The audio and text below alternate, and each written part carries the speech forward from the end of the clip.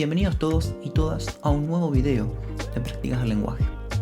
Hoy vamos a hablar sobre los 3 tipos de narradores que podemos encontrarnos en cualquier tipo de relato ficcional.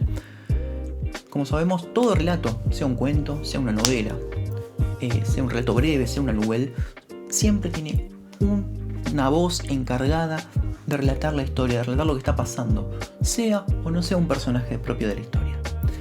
El narrador es aquel que nos va contando, que nos va encuadrando en el marco, que nos va anticipando, que nos va adentrando en la historia. Es aquel que nos cuenta lo que está sucediendo en un relato ficcional, en un texto narrativo. El narrador no necesariamente tiene que estar adentro de la misma historia, puede, como puede que no. Hay 3 tipos de narradores que se pueden encontrar en cualquier tipo de texto literario como los que acabo de mencionar. Tomemos como ejemplo un cuento, ¿no? Como para tener un marco previo, un marco más sencillo de entender. Cuando en un cuento la voz es ajena, es un personaje que no está adentro del cuento, de la historia del relato que estamos leyendo, es externo, está por fuera de los sucesos narrados, ese tipo de narrador es externo, ¿sí? Y es omnisciente. El narrador omnisciente es aquel que sabe todo lo que pasa, sabe todo lo que sienten los personajes, sabe todo lo que quieren hacer, hacen y han hecho los personajes anteriormente. Y lo conoce a detalle sin necesidad de ser uno de esos personajes, sin necesidad de estar dentro de la historia. Es una voz externa, una voz que viene de afuera y que conoce absolutamente todos los hechos. Omnisciente viene de omni, todo, siente, conocedor. Conocedor de todo lo que está sucediendo, de todo lo que sucederá en la historia que se está relatando. El narrador omnisciente usa la tercera persona, siempre habla de un él, de una ella, de un ellos, de un ellas. Nunca está siendo parte de la historia, siempre está por fuera. Leamos un ejemplo y veámoslo ahí en la pantalla.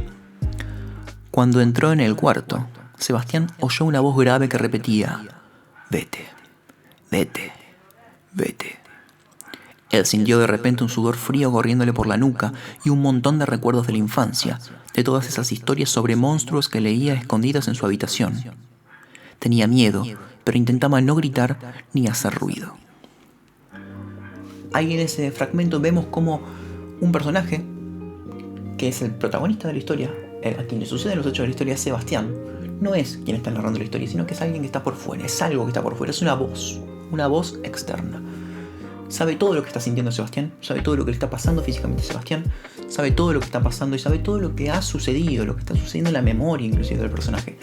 Sin necesidad de ser él, conoce absolutamente todo. Eso es un narrador omnisciente. Por otro lado tenemos al narrador testigo. El narrador testigo es un personaje secundario dentro de la historia, un personaje que solo puede contar o solo puede atestiguar lo que él está viendo en el momento que está pasando las cosas. Pero sin embargo no es el protagonista, no es el personaje más importante, no es a quien le suceden los hechos principales. Entonces el narrador testigo es una voz que habla en segunda persona, que habla por lo general de algo que le está sucediendo a alguien, pero que puede estar siendo parte de la misma. Por ejemplo, tomando un ejemplo similar al que dimos recién, pero variando el tipo de voz. Sebastián me pidió que no me adelante, que él abriría la puerta para ver qué había dentro del galpón. Al abrir, se oyó un susurro desde el fondo. Vete, vete, vete. Sebas tembló un poco y lo notó asustado, queriendo no moverse, tal vez para no hacer ruido, pero a su vez me dio la sensación de que estaba pensando en alguna otra cosa, pero él permanecía quieto, en silencio. Ahí vemos cómo el narrador testigo cuenta lo que puede ver y lo que puede atestiguar mediante su rol de personaje secundario, ¿sí? Un personaje que está ahí o que puede tranquilamente no estarlo, pero siempre está siendo parte de la historia. Por último, el tercer tipo de narrador es interno, al igual que el testigo, porque está dentro de la historia y es protagonista. El protagonista narra los hechos en primera persona, narra todo lo que a él le está pasando y él puede contar con lujo de detalle lo que está sintiendo, puede contar con lujo de detalle lo que está viendo, puede contar con lujo de detalle los recuerdos, sus ideas, lo que le está pasando por la cabeza.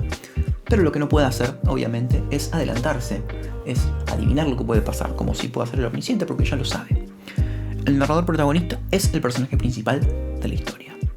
Y siguiendo con los ejemplos de este tipo de historia como el que venía ejemplificando recién, vamos a citar este. Me adelanté con cuidado, pidiéndole a Belén que no se adelante. Quería abrir la puerta y que ella no se asustara, para protegerla. Al entrar, oí un poco entrecortada una voz que decía: vete, vete, vete. De repente sentí un sudor frío corriéndome por la nuca. Vi pasar por mi cabeza, como en una película, recuerdos de cuando me escondía en mi habitación para leer historias de terror. Quería gritar del miedo, pero a la vez intentaba no hacer ningún ruido. Ahí vemos cómo cambia el foco, cómo cambia la voz y cómo cambia lo que se está contando. Sebastián está hablando de su propio devenir de los hechos, de su propia experiencia, de lo que a él le está pasando. Y a la vez ya menciona un segundo personaje, que es Belén, que es quien fue el narrador testigo, ¿sí? La narradora testigo, quien contó lo que veía que le pasaba a Sebastián. Él está contando lo que a él le está pasando en ese momento y lo que a él le está pasando por la cabeza. Entonces ahí tenemos los tres tipos de narradores: omnisciente, testigo y protagonista. Omnisciente es externo porque está por fuera de la historia, testigo y protagonista son internos porque están dentro, son parte de la historia.